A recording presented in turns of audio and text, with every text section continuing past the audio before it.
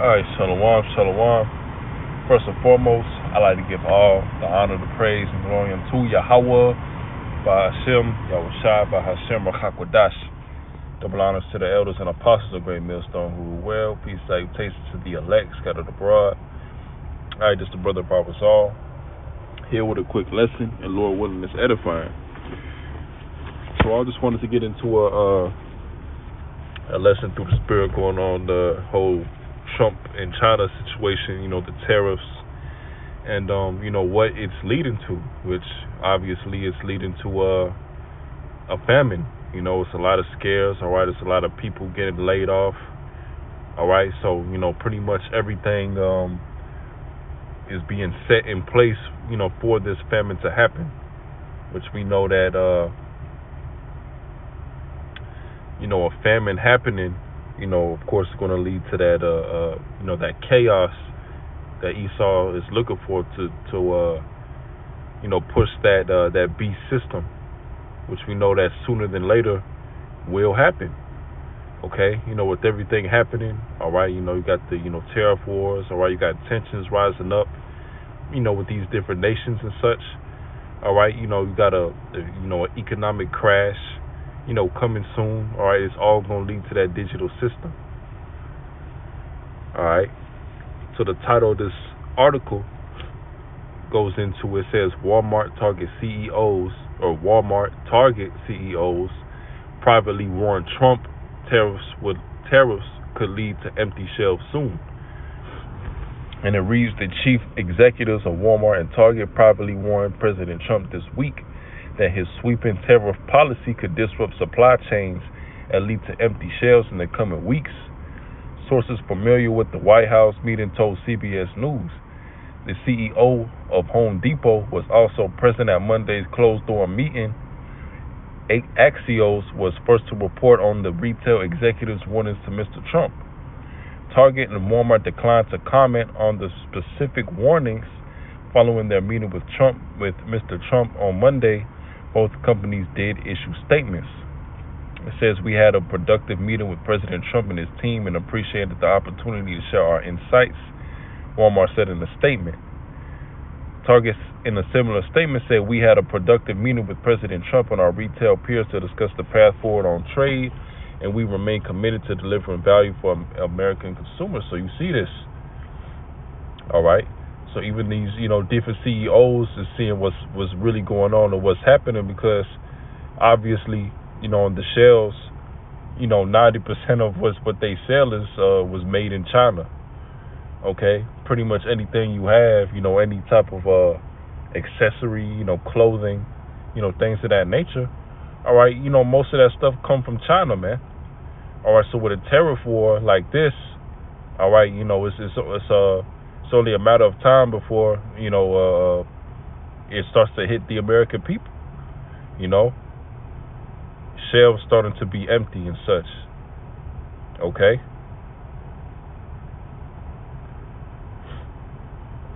It says the two retailers have publicly warned that Mr. Trump's tariffs could lead to higher prices, which has been happening, right? Weeks after Mr. Trump's election win, Walmart CFO John David Rainey told CNBC, we never want to raise prices, but there probably will be cases where prices will go up for consumers. And yeah, that's going to happen. All right. We're seeing the cost of eggs and such. All right. And it's going to keep on and, increasing until, just food is completely, until food is completely unviable. All right, too expensive. All right. In the this last paragraph I'm gonna read. In last month, Target CEO Brian Cornell told CNBC the customer will likely see prices increase over the next couple of days from tariffs planned on imports from Mexico, noting Target heavily relies on Mexican produce to stock its grocery shelves in the winter. All right, so there you go. All right, so that famine is coming soon, and best believe this is all planned. This is all controlled opposition. All right, because Esau really wants the economy to crash, so he's justified in coming with that C-hip. All right, order ab chaos. All right, famine is a part of it. All right, it's going to be the grid shut down. The internet going to be shut down. All right, it's going to be martial law. All right, the people going to be in the uproar. All right, people going to be dying. People going to die of famine. Pestilence. All right, by the sword. All right, so all hell is getting ready to break loose. So this is the book of 2nd Ezra 6:22.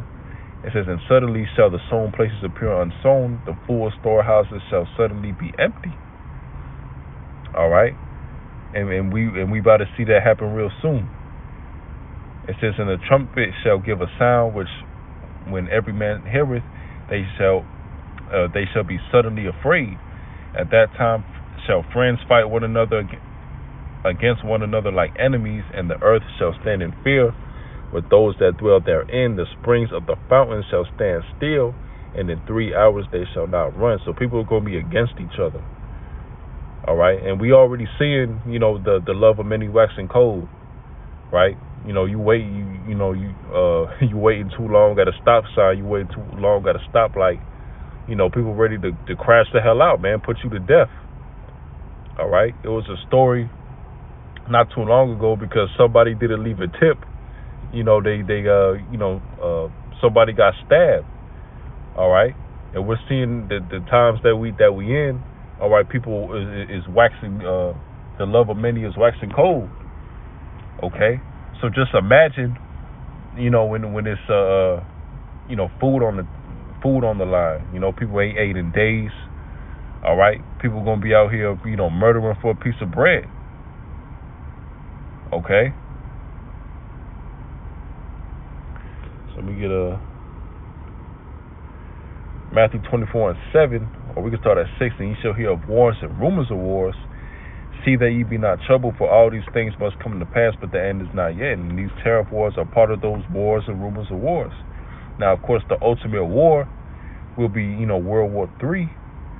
All right, but this is a part of it. This is all. This is the type of situations that will lead, of course, to World War III. All right, these different wars, tariff wars. All right, the lead to an economic crash. Okay. It says, but the end is not yet. It says, for nation shall rise against nation, and kingdom against kingdom, and there shall be famines and pestilences and earthquakes in diverse places. All these are the beginning of sorrows, you see. And there go again, the famines. All right, and Yahweh Shai, he prophesied this, before his return, these things will happen. All right, and we know that the Lord is behind it, through the spirit and the power of Yahweh Bashim Yahweh Shai, because the Lord gave us the spirit to see these prophecies, as they happen. All right, tell the people the prophecies, warn the people of the oncoming prophecies, and we're seeing the Lord, fulfill them before our very eyes, and we see that the Lord is coming to, visit this place. All right, through his judgments. All right, executed his judgments. All right, and through the fulfillment of prophecy. All right, you got the men of the Lord out there, preaching, blowing that trumpet. All right, you got our people being, 2/3, of course, being degenerate as ever. You got Esau, getting ready to come with that great wrath. So we see it. All right, these different nations rising up. All right, angry, after drinking the wine of Babylon, right? So this is all gonna happen. All right. Isaiah 65:13. It says, well, we can start at 12. Therefore will I number you to the sword, and ye shall all bow down to the slaughter, because when I called, ye did not answer. When I spake, ye did not hear, but did evil before mine eyes, and did choose that wherein I delighted not. All right, that's talking about Jake, because they choose not to take heed of the warning, going into the 2/3. Okay. Verse 13, therefore thus saith the Lord Yahweh, behold, my servant shall eat, for ye shall be hungry. Behold, my servant shall drink, for ye shall be thirsty. Behold, my servant shall rejoice, but ye shall be ashamed. So during that day, Jacob's trouble, the men of the Lord, we're going to be good. Because, we here, working out our salvation through fear and trembling, in truth and sincerity. All right? And these people don't believe in the word. All right? You got more than ever, people just coming up to scoff against the Israelites, and you see a lot of it is Jake's too. And you see why the Lord got to come and execute that judgment, on his own people, because they're stiff-necked people. All right. The scriptures going into my people are destroyed for a lack of knowledge. Verse 14. Behold, my servant shall sing for joy of heart, but ye shall cry for sorrow of heart, and shall howl for vexation of spirit. Yeah, because these people are too damn comfortable here, man.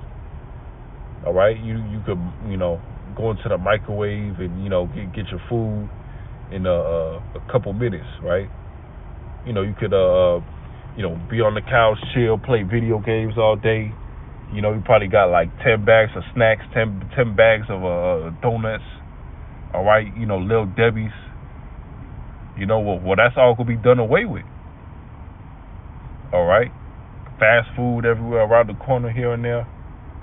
All right, this life that these people are used to, for their own comfort and convenience, that's all gonna be gone away.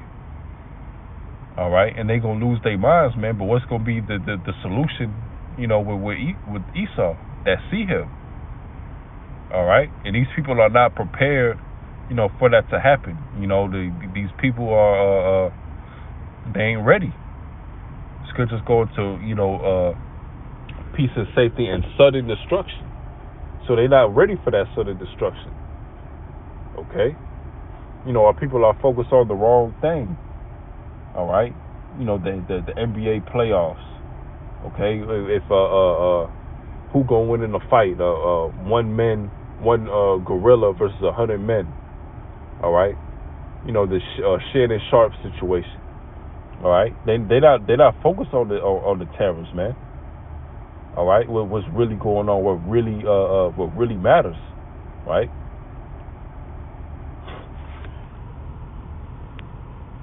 So I'm going to read that one more time. Isaiah 65:14. Behold, my servant shall sing for joy of heart, but ye shall cry for sorrow of heart, and shall howl for vexation of spirit. Yeah. And, the Lord's servants, of course, we're singing for joy of heart because we know that the Lord is about to make his return. All right. And this is what we've been hastening for, man. The Lord to finally make his return, the destruction of this place. For Esau to hurry up and do what he got to do, so the Lord can come back and destroy this place, all right, and establish that righteous kingdom. But for all that to happen, of course, we need to see the prophecies. All right, Jacob's trouble got to happen. All right, but that's pretty much the point. Lord willing, those edify. So with that, I'd like to give all the honor, the praise, and glory unto Yahweh by Hashem, Yahweh Shai by Hashem. Baruch HaKodesh.